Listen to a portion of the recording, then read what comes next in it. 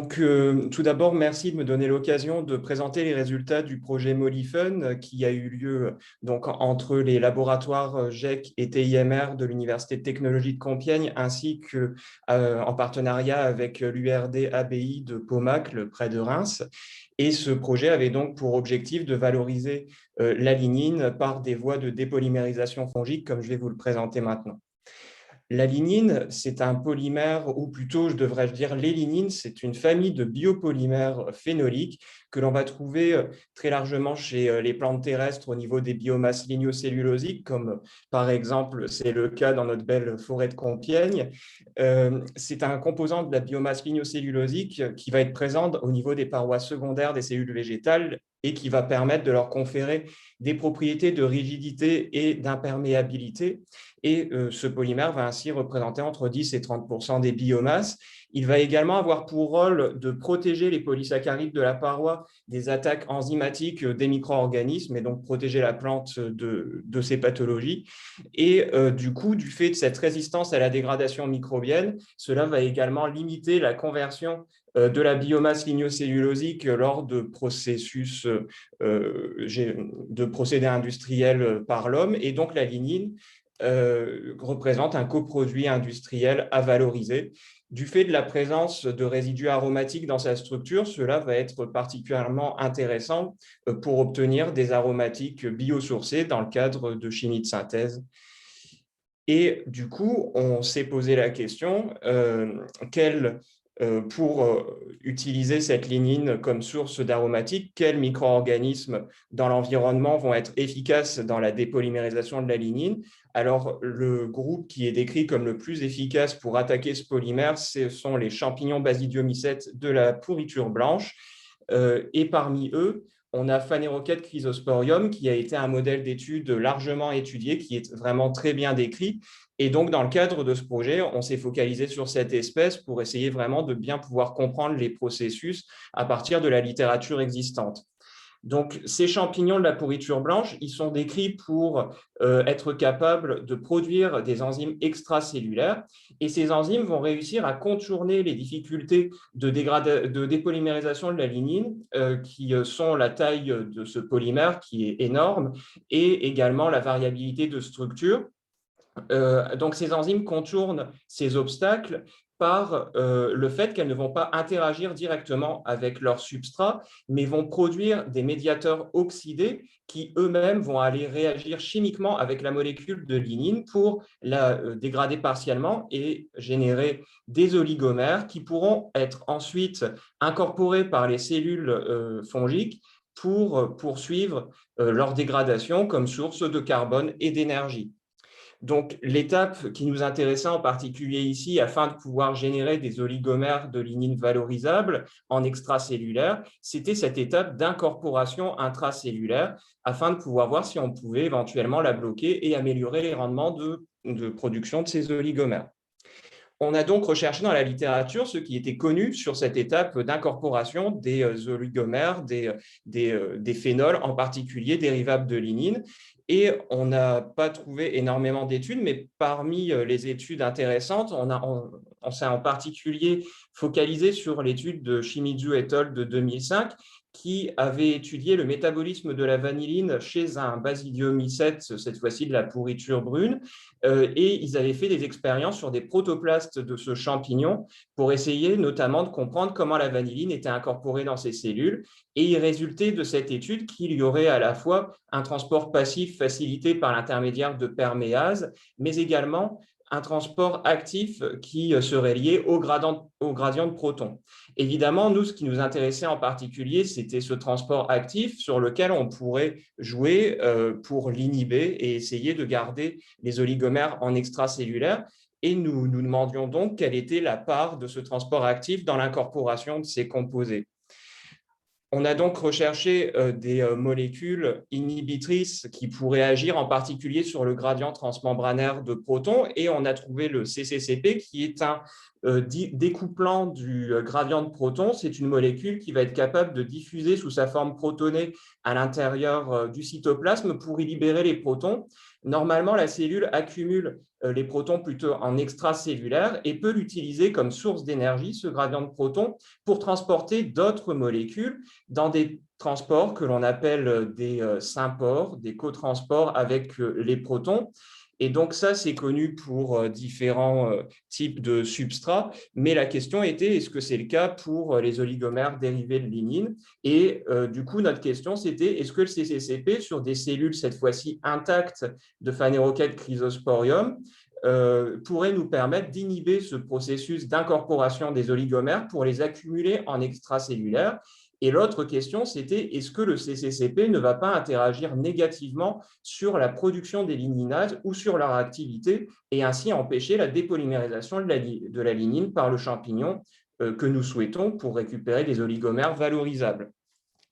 Ainsi, les objectifs du projet étaient dans un premier temps de comprendre ces mécanismes d'incorporation de composés aromatiques au travers des membranes de Phanerochète chrysosporium, afin dans un second temps, si cela est possible, d'inhiber cette internalisation et améliorer ainsi les rendements en oligomères et monomères phénoliques récupérés par des polymérisations fongiques de la lignine. Et enfin, un axe plus prospectif était d'essayer de proposer une voie de valorisation de ces molécules produites en essayant de concevoir des polymères fonctionnels par des approches de chimie verte destinées à l'encapsulation d'agents de biocontrôle. La répartition des tâches entre les différents partenaires était la suivante.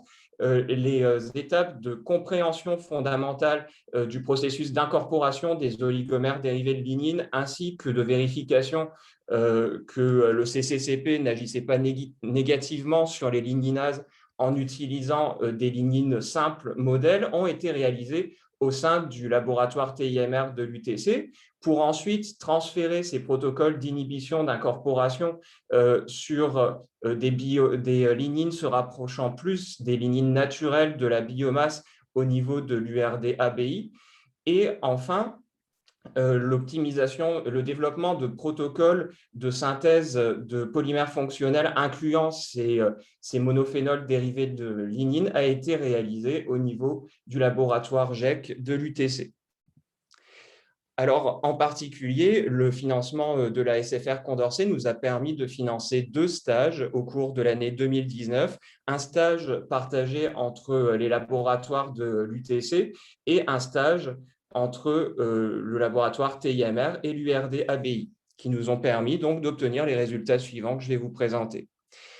Une première chose qui peut paraître anodine, mais qui nous a pris beaucoup de temps, ça a été de développer un protocole pour obtenir un mycélium à la fois en état actif métabolique et homogène entre les expériences pour augmenter la reproductibilité des résultats et pouvoir en tirer des tendances nettes que je vais vous présenter par la suite. Mais donc, je tenais à consacrer une diapo au fait que l'on a dû vraiment bien calibrer un protocole de production du mycélium par préculture et d'homogénéisation par hachage et vraiment bien calibrer tous les paramètres pour être au maximum reproductible dans les résultats.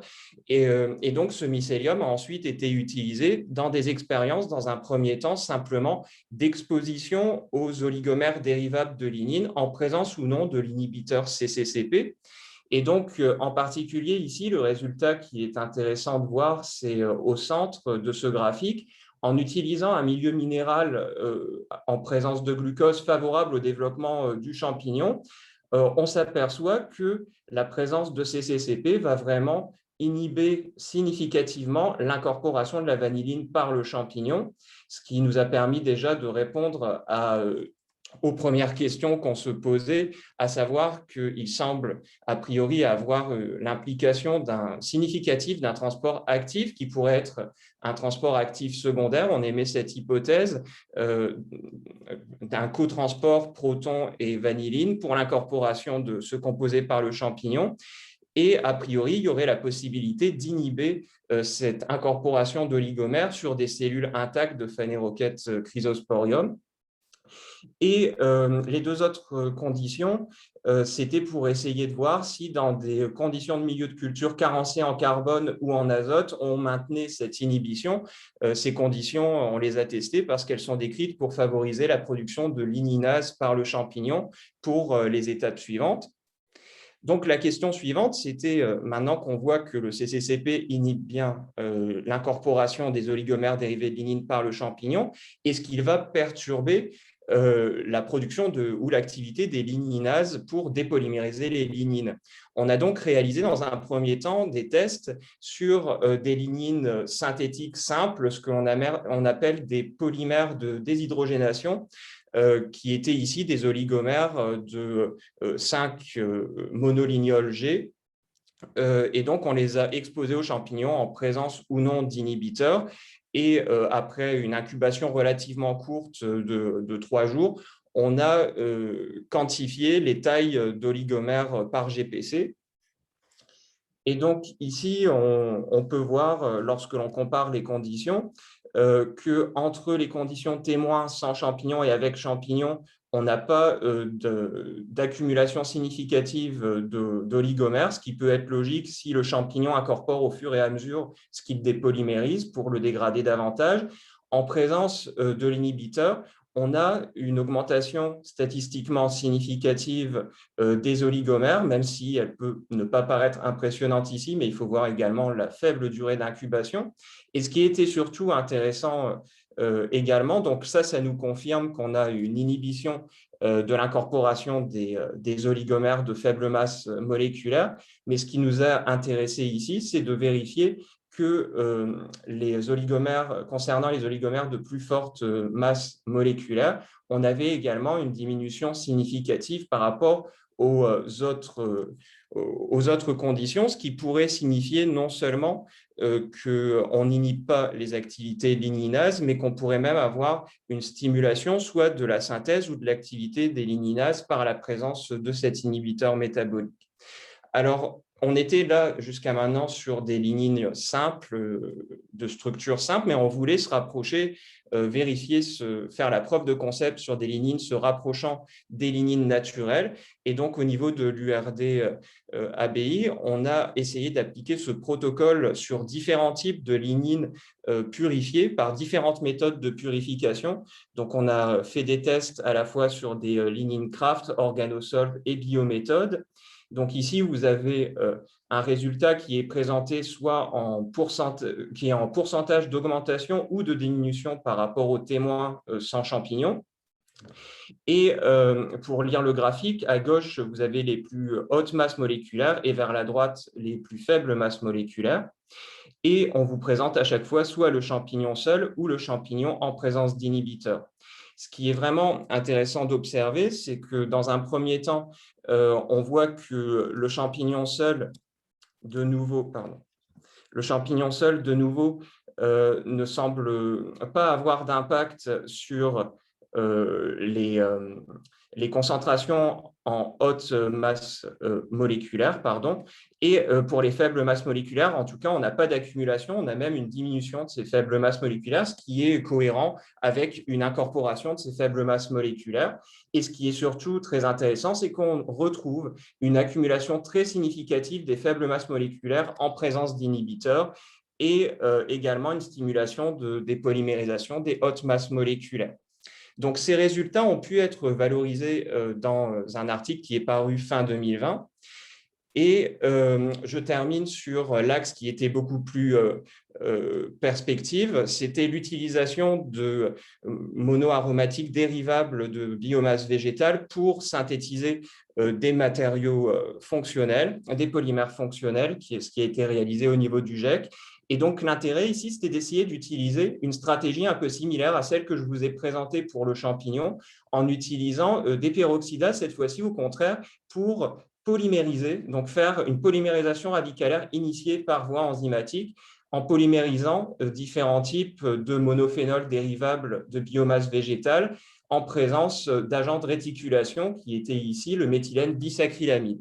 Les principaux résultats, je passe assez rapidement, sont que apparemment la structure des composés phénoliques va avoir une influence sur les tailles de polymères obtenus.